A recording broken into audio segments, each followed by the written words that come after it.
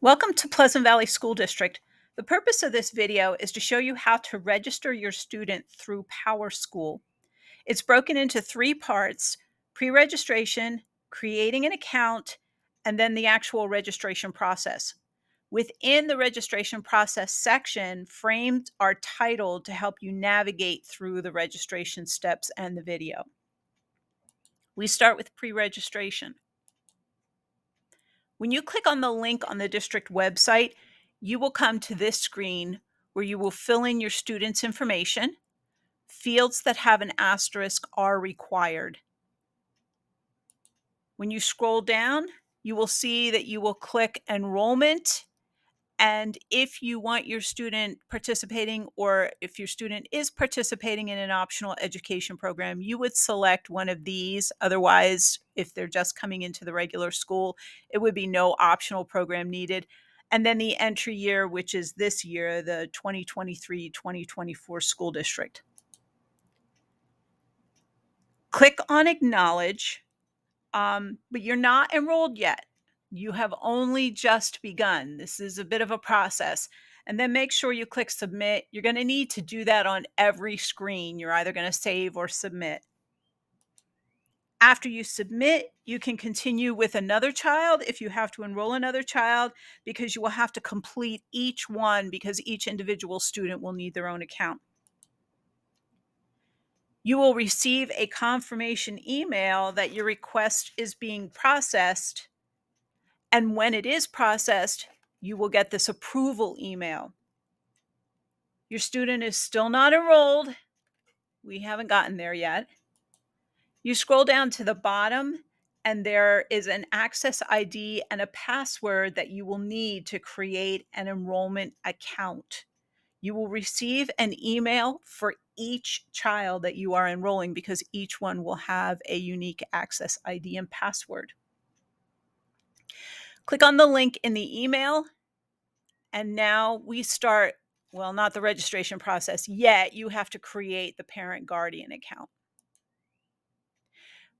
Make sure that you have the access ID and the password from those emails that I just showed you. You're going to need them as part of this next step. That link will bring you to this screen. You have to start by creating an account. So you're going to go up here to create an account. And that will open up this page where you will click on this button that says create an account. And you will put in your information here. Make sure that you record somewhere your username and your password. The district does not keep this information on file. And then remember those codes that I told you about for your students. When you scroll down, you're going to have to enter them here. You can see that I am enrolling 3 students, but you can enroll up to 7. Click the enter button, and if you make any mistakes, like I did, there will be a message to tell you what you did wrong. When you fix that mistake and you submit it and everything's good, you'll get this congratulations telling you that you are going to receive an email to verify this account. When you get this email that says that you need to verify your account, you're going to click on this link, and yay, you have a PowerSchool account that you can now sign into. So you're going to enter your password and your username that you created for yourself, because this is the account you will use to access your students' information. So you'll put in your information, you'll sign in, and guess what? We can actually start the registration process now. My recommendation is that you have these digital files already available to you, because you'll need to upload them. You will need 2 types of address verification: a birth certificate or a passport, medical records or vaccinations for each student. You do not have to actually upload the educational documents here, but they're very important to the school district. So if you have them on hand and you know where to find them, that helps us greatly. And then if you have an active custody order, you are required to upload that in the registration process. When you log in, this is where you will land. Up here, you can see all of your students. I blew that up so you could get a better idea, but these are all just buttons, and when you click on each of them, it will take you to each student's account. We are going to go into forms, but before we get there, I just want to show you two things that I think will be helpful. One is to go over to the cog that's over here on the right, and you can enable parent notifications and the email address that you want those notifications to go to. If you want more than one email address, you separate them with a comma, but make sure that you put in the email address where you will receive information about your student's account, grades, or whatever you decide, and then click save, and they'll let you know that your preferences were saved. The other thing is down here on the lower left at account preferences. This is where you can change your password if you need to. You can change your email address. Right now, the only language we have is English, so hopefully we will be updating that. But for the time being, the only language to select is English. And then please make sure that you save. And now we are ready to actually start the enrollment process for your student. You click on forms and it will take you to this page, and we start with enrollment.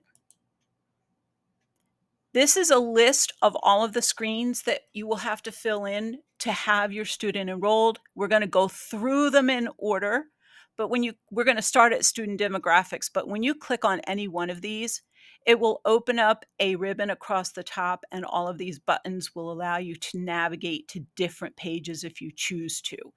But we're going to go through them in order. So you'll see that the name was automatically populated, and I filled in additional information. So I put in his middle name and his preferred name. Again, the only fields that are absolutely required are the ones that are asterisks, but the more information you provide, the better. Come down here and do race and ethnicity. And then over here, if you just click the submit button, it will take you to the next screen that was in that list that we looked at. But if you click this pop-up arrow here, you can go through and go to another one if you want to do a different screen and then come back to the other one. But clicking one of these pages in here will also submit this page. But again, just make sure you submit your information before you move on. Mailing address, we have a shortcut. If your mailing address is the same as your physical address from your account, you can just click this link and it will fill in the information. If you have a separate mailing address, though, like a post office box or something, you would want to enter that here. And then here is where you need to upload 2 of those documents that verify your residency. One of them is a rental or lease agreement, mortgage statement. You're going to upload those here. When you click on that upload button, you're going to get this pop-up window. You will browse for your file, and then you'll click this upload button, and you will receive a confirmation that that file is uploaded. When you go to submit, it will let you know that all of the forms on that page were uploaded. Because let me go back just a moment. You also needed to upload a second proof of residency, like a tax bill or a cable bill or something. I uploaded a utility bill. Please make sure if you have something that has an account or like a bank statement with balances, redact your information, like, I don't know, cross it out, white it out, whatever you want to do. But we just need proof that you are receiving mail from some office at this address. Okay. The next screen is the birth verification. You need to upload a digital copy of the birth certificate or a passport. If you cannot do that, or you're uploading something else, when you come down here, it says, yes, I've uploaded the document that you requested, the birth certificate or the passport, or no. And if you click no, you will have to explain why you were unable to upload that, or some other document, whatever that is, whatever that reason is that you didn't have a birth certificate or a passport. You want to note that here. Click submit. Now we go to enrollment contacts. This is important because You are telling us who the people are that the district can communicate with and who the people are that the district can release the child to. So you're going to go to this button here, add, because you're already here from creating the account. You're going to click add, and this pop-up window is going to open, and you're going to fill in the required information. When you fill in the phone number, it will allow you to indicate that text messaging can be received at this phone number. So, that's a nice feature if you are into texting. Scroll down, and this is where you give permissions for this person. Do they live with the student? Are they an emergency contact? So, can we call them if we can't get a hold of you? Does this person have custody of this child? Can this person pick this child up from school? And can this person receive mail related to this child and their education? The nice thing is that if you are enrolling more than one student, you can apply this particular contact to all of the students that are on this account. Click add, and you will see that in this case, the father, Hubert, shows up with all of his permissions allowed. You want to go back into your account because your account does not automatically give you permissions to do this. You have to give those permissions to yourself. So you're going to click on that pencil and you can go in there and give yourself all of these same permissions that Hubert has. Plus, you already have data access to the account since you created it. If you scroll down here, you can see that remember how we applied this contact to each student within that field?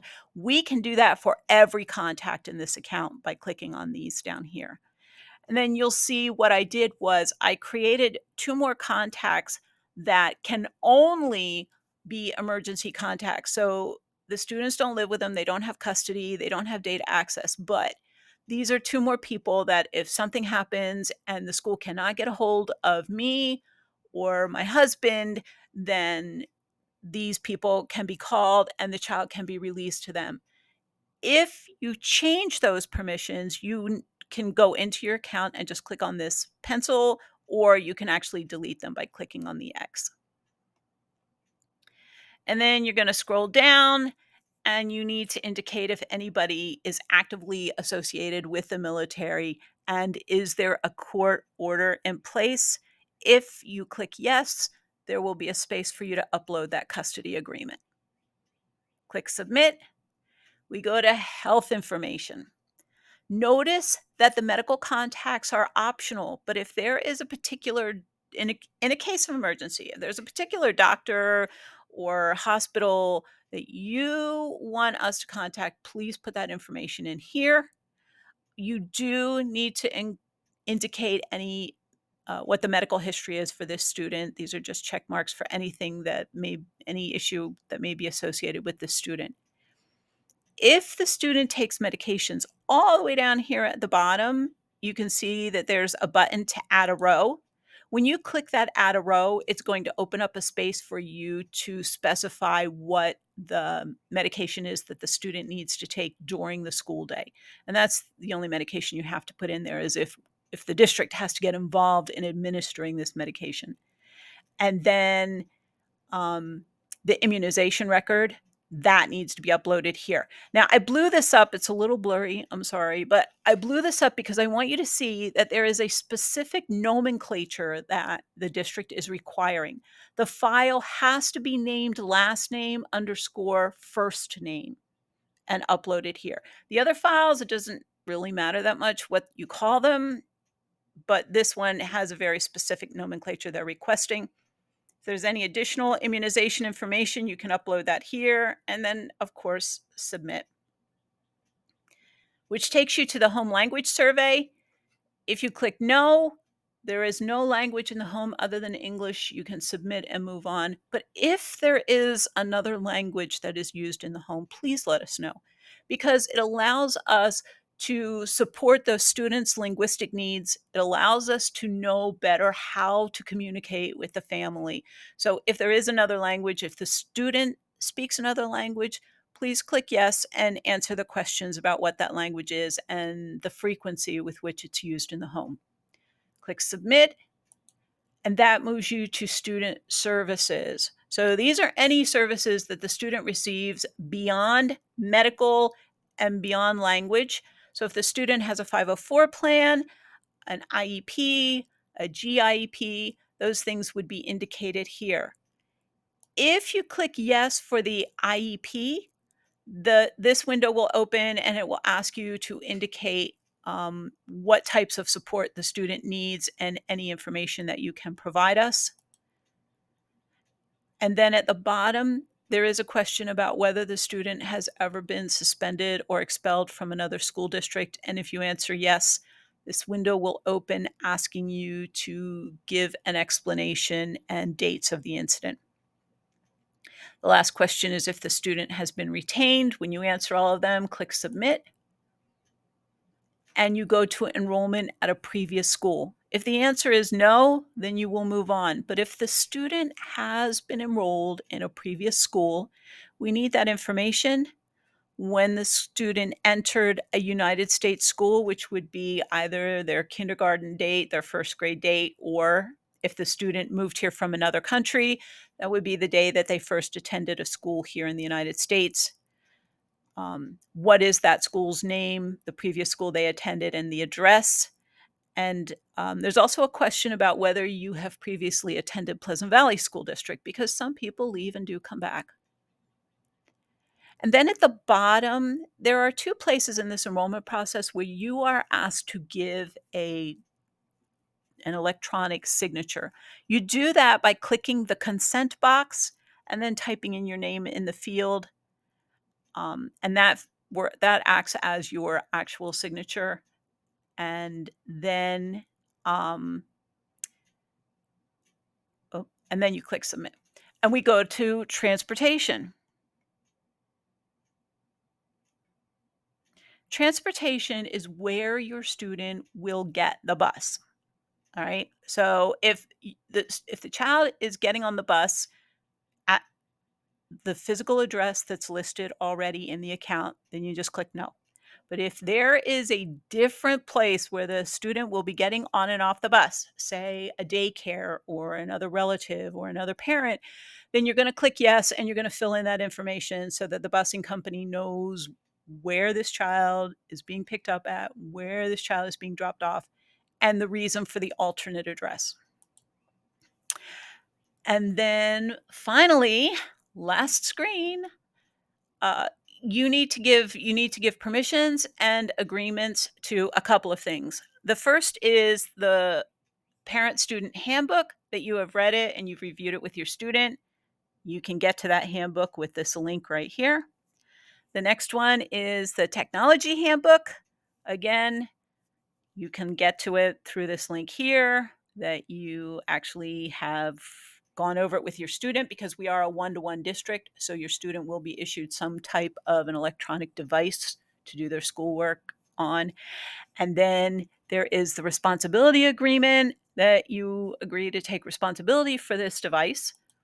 And if you scroll down after that, there are some permissions, media release. So if we do any videoing or taking pictures, that you agree to that, or you don't. Walking field trips, again, that you agree or don't agree to that. If there are any field trips that are more extensive than that, your child will bring home a permission slip for that specific event. And then again, another electronic signature, and click submit. And finally, we come to the last page where you will click submit. You can double check, your student's name will be filled in here. And then you can submit this last field, and a menu or a window will pop up that will say, click here to review your registration status. When you do that, it will take you back to that initial screen that we were at, and you will see that there are 3 things that are pending review, and those are the screens where we uploaded information, and the registrar just has to go in and verify that that information does in fact agree with the statements that were made in the enrollment process, and that, some other file didn't accidentally get uploaded, or the file came up blank, it didn't actually end up at our end of the process, or whatever the case may be. At this point, You can then come up here and you can enroll your other students and go through the same process. Once you've done the first one, it's a little easier, but yes, you do have to upload all those same documents again. They don't upload for the entire account, they upload by student. Welcome to the Pleasant Valley School District, and I hope that you and your child or children have a wonderful school year. Thank you.